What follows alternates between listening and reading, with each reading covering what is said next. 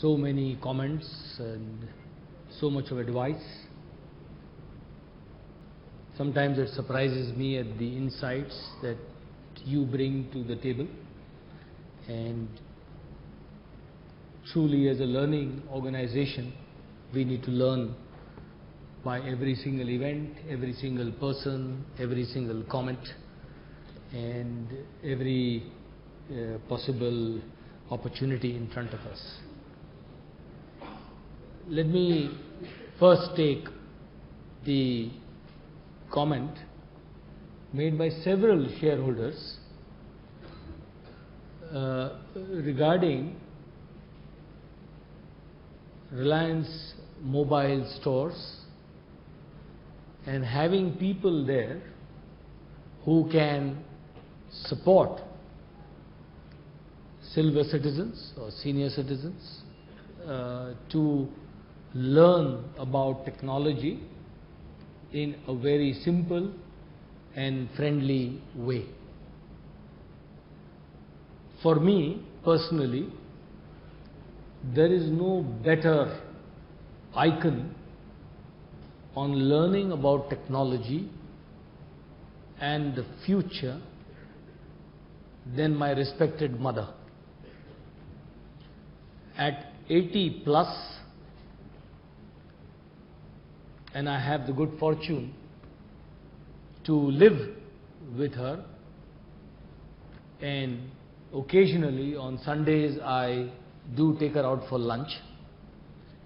And this is a real episode a few weeks ago. When we were going in the car, she said, "Anil, I am on BBM, which is now old. I am on WhatsApp. I am on Instagram. I am on Facebook. I am on Pinterest. And I am on all the virtual platforms that exist." So I said, "That's very, very good. I can send a video on WhatsApp. I can send in files on WhatsApp. And so I am really the best technology soldier that you have." I said, "I completely agree with you because I don't have any of these skills. So what is your question?" Her question was very simply, "Tell me, Anil, what's new? I already know all these things. What is new to come?" And I struggled myself because I must confess that I am not a great technology savvy user myself. Maybe I understand technology, I appreciate the intervention of technology. So I said, let me see what is really possible. And on the way she said, "Anil, there is something called virtual reality." So I said, "Yes, I've heard about it. And see, there are some glasses that you have to wear, and I want to experience virtual reality." Why I related to this episode was learning never ever stops. Age is a state of mind. Senior citizens don't require any specific new help, though we will provide that guidance and help. Because if Kokilaben Ambani can learn at 80 plus, I think everybody can learn. So I just have to compliment her for that and her commitment. And I'm sure if I had told her I don't know anything about virtual reality, she would have sent me a mail the next day with all the web links of what is virtual reality and saying, "Find out for yourself what is virtual reality." So much for technology and adoption and age to some of my fellow shareholders. Shareholders have made a number of comments, and I'll take them in no particular order, and I'll refer to one of the requests made that shareholders would like to visit DAKC as a responsible company and as a valued shareholder. We'll get Prakash Shenoy to organize a visit for shareholders, that those who want to go, we will fetch you, we will feed you, we will make you see DAKC and we'll drop you back. So no inconvenience should be caused to you. I want to cover positively a comment for Shailesh Bhai and his comments. And while we value every shareholder, whether he is a small shareholder or is a large institutional shareholder, I fundamentally believe that all shareholders have a democratic right to agree or disagree. And when shareholders disagree, then they must vote with their feet. We will always endeavor our best to convince them, to communicate with them, and carry them with us in every possible way that we can. When a large corporate enterprise moves forward, not only the Reliance Group, but I'm just talking about corporate India, there are bound to be impediments in the way, and we are here to work with those impediments to the best of our ability. While we value every shareholder, and though Shailesh Bhai had his own perspective to issues, and I just want to put on record that Shailesh Bhai owns 10 shares with a value of 500 rupees. Now, if one shareholder with 10 shares and 500 rupees investment can take 30 minutes of this AGM's time, and not only that, can actually delay a corporate process that is in a matter of the court, we have no issue on that at all. I heard him, and he is in the court, and we have no issues with that. Please present your views to the court, and we welcome the democratic right of every shareholder, and we hope that Shailesh Bhai will be convinced about our proposal, about the value creation in front of us, and he will support us, but I'll leave it to Shailesh Bhai's own judgment. I heard a number of comments on competition. The Reliance Group is a young group. We are just 10 years old. We are a group that is born out of competition. That is born out of competition from every possible player, incumbents, national players, multinational players, and government players. And we have still succeeded in every of our businesses. There is no business in which we are a monopoly.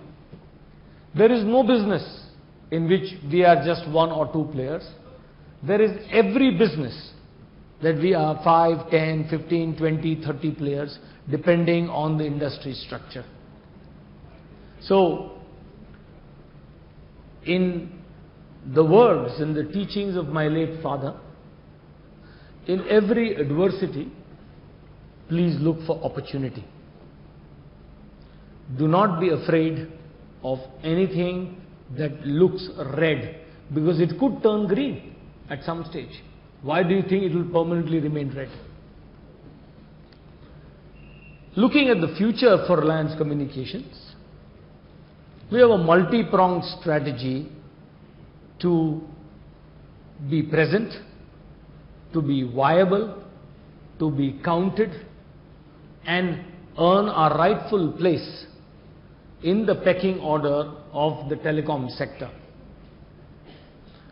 Amongst the many initiatives that we have taken, number one is the agreements that we have signed between Reliance Communications and Reliance Jio.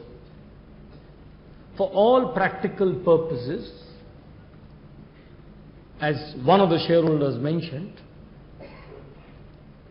in my mind, in the minds of the 40,000-50,000 people who work at Reliance Communications, in the minds of our over 100 million customers, in the minds of our over 1 million retailers, what we have accomplished is a virtual merger between Reliance Jio and Reliance Communications.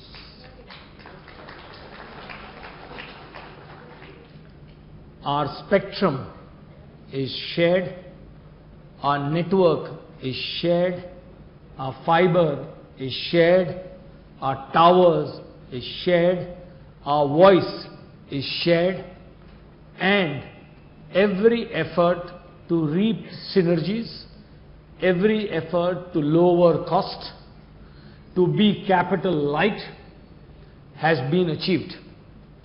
We have a full 4G LTE, which is long-term evolution network, on a pan-India basis, without any capital expenditure on the Reliance Communication balance sheet.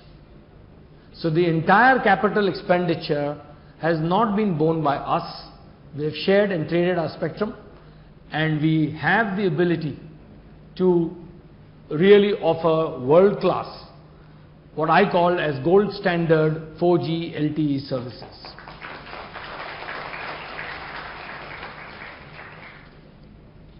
I am happy to announce that within just 90 days of moving and starting to our 4G services, we've crossed 1 million 4G paid customers using more than 1 GB of data monthly.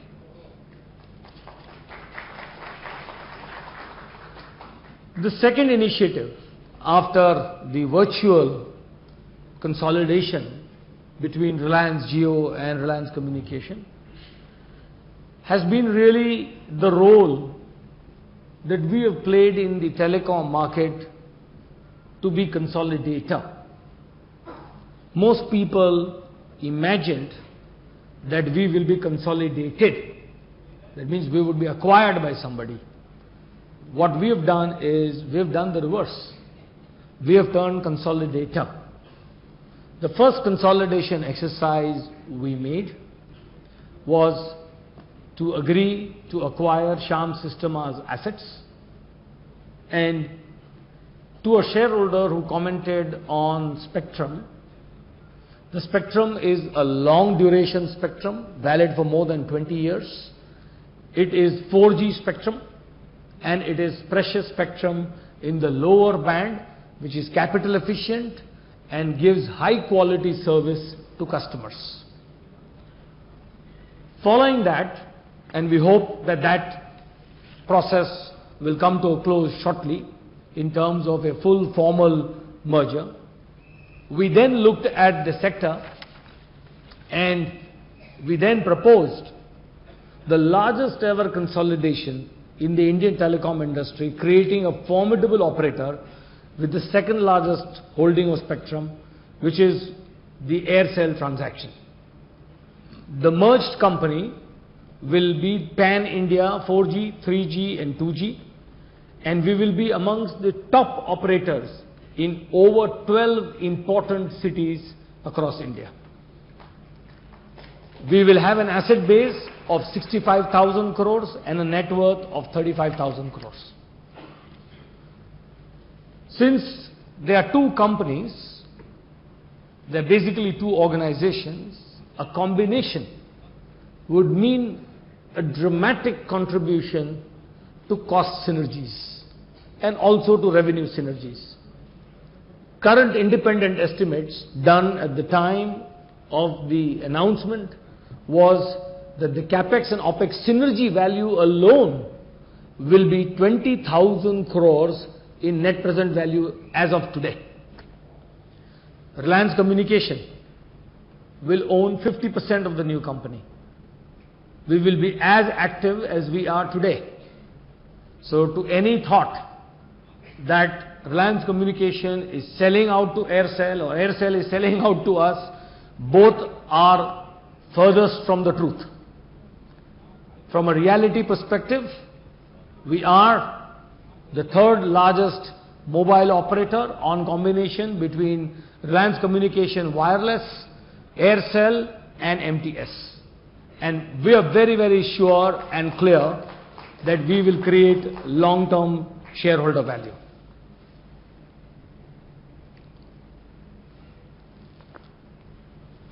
A number of you have commented on the overall debt and the debt reduction and the initiatives that we have taken. I'm very, very confident that with the initiative of the virtual merger of Reliance Jio and Reliance Communication, we've eliminated all capital expenditure for a wireless 4G network, which would have further increased our debt. We will have to now no longer spend that debt. Number one. So that is effectively a debt reduction exercise, because you want to do 4G, you'll have to spend 10, 15, 20,000 crores. We don't have to spend that. We have actually taken our spectrum and leveraged that spectrum to create more value for all of you. Second, the combination between MTS, Aircel and Reliance will mean that our debt will be reduced by at least 20,000 crores, which is the largest debt reduction that any Indian company has ever attempted to do.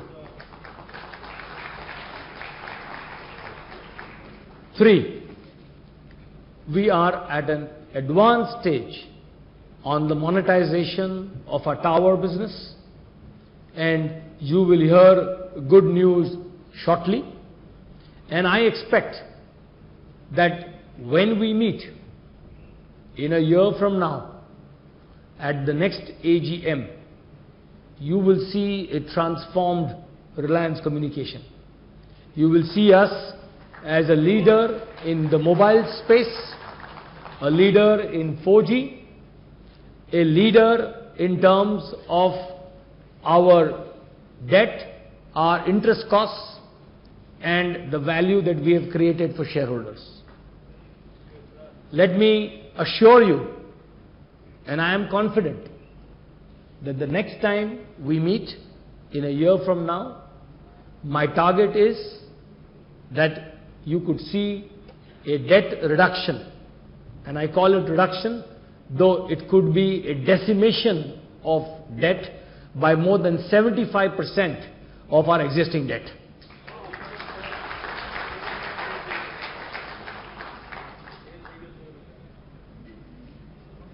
A question was raised on the upcoming auction and our participation in that.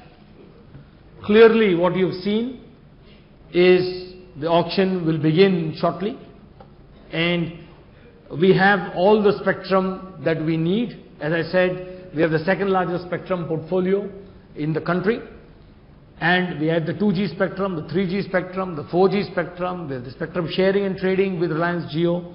So all our spectrum is already in our portfolio. We don't need to really spend lots and lots of money like other operators who will have to spend to survive in the dimension of the evolving technologies and the evolving 4Gs. So we are well positioned in the upcoming auction as far as our spectrum strategy is concerned. I think that based on all the initiatives that I have mentioned, I leave this annual general meeting with great confidence about the future of Reliance Communication, the future for all our shareholders, the future for all our stakeholders, and the future for all our employees. And I'm sure that you will support us in our upcoming value creation journey, and we will receive the blessings of my mother and the support of all of you to achieve the dream of one man Dhirubhai Ambani. Let me tell you that as a father, I couldn't ask for more. There are two committed individuals, brothers, Mukesh Ambani and Anil Ambani, both working relentlessly to fulfill the dreams of Dhirubhai Ambani.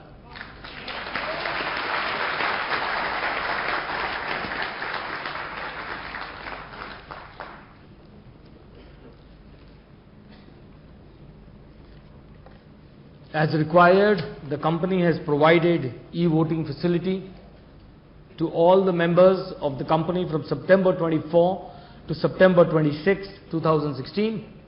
The voting rights of the members are in proportion to the number of shares held by them as on the cut-off date being September 20, 2016. The voting through physical ballot has also been made available to the members who had